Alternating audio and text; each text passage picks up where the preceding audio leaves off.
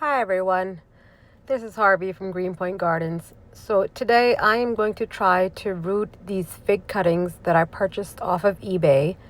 So I have 3 fig plants already, and I think they're like 2 years old. They're in pots outside in my garden, and I have just for some reason been obsessing over wanting to have figs and wanting to eat fresh figs. I saw them at Costco a little while ago. I think it was like $14 for a dozen, and I wasn't paying that. So I said, forget it. I'm going to have my own fig trees anyway. Just let me be patient, wait 2 years. And in the meantime, I've been falling down the rabbit hole of all these different types of fig varieties. And I only have the Mission fig, I have a Celeste one, and I think I have a Chicago Hardy fig, which is like the basic core ones. I went on eBay and I got some cuttings. So from my YouTube education of all the videos that I've watched, this seems to be the best way to do it. Some of them root in sand and some of them root in dirt, but they seem to be very easy to root. So here I am rooting them in a little tray with sphagnum moss, which I've done indoor plants. I have a lot of indoor plants and I've had success with that.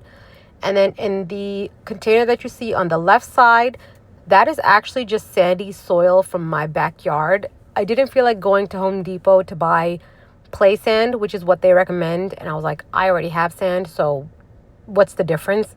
Worst case, it won't root. But I have 5 different cuttings.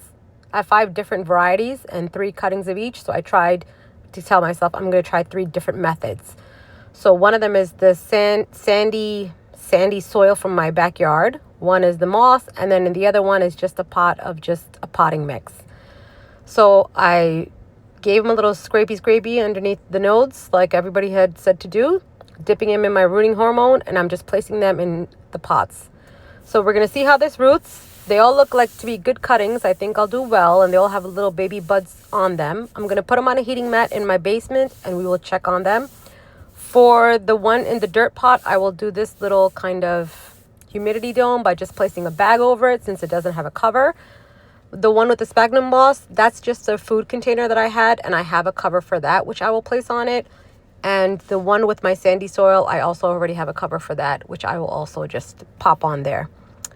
Here is a close-up of the end results, and we will check back in a little while to see how it goes. So I think they'll do well, and hopefully they'll be ready for some figs for me to eat soon.